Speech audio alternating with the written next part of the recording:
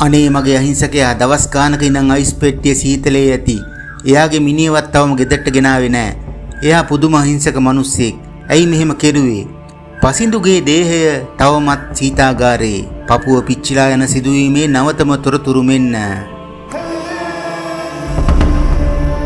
රුපියල් ලක්ෂ 50ක කොන්ත්‍රාත්තුවක් මත දෙවුන්දර ප්‍රදේශයේ පදිංචි වයස අවුරුදු 29ක් වූ පසිඳු තාරක සහ අවුරුදු 28ක් වූ යොමේස් නදීසාන් යන දෙදෙනා පසුගියදා ඝාතනය වූවා.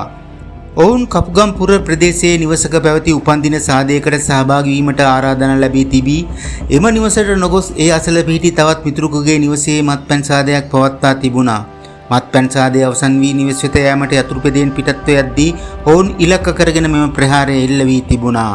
ප්‍රහාරයෙන් ඝාතනයට ලක් වූ 29 හැවිරිදි පසිඳු තාරක මෙම ආරාල වලට කිසිදු සම්බන්ධයක් නැති අහිංසක පුජ්‍යලෙකු බවද පොලිසිය පවසනවා. පසිඳුගේ ප්‍රියා දීවරයෙකු වන බැවින් ඔහු මුහුදු ගොස් තවමත් නොපැමිණි හේතුවෙන් පසිඳුගේ දේහය තවමත් තබා ඇත්තේ සීතාගාරයේයි. පියා පැමිණි පසු දේහය බාර දෙන බවටයි වැඩිදුරටත් වාර්තා වන්නේ.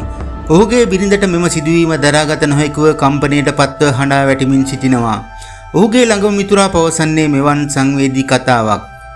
උඹ තාම ගෙදරට ගෙනාවේ නැහැ. උඹ තාම අයිස් කාමරයේ ඇතුලේ තනියම. කිසිම වරදක් නොකරපු උඹට මෙහෙම වුණේ ඇයි මචං? මේවට සුභාධර්මෙන් හරි දනුවම් ලැබෙයි බං.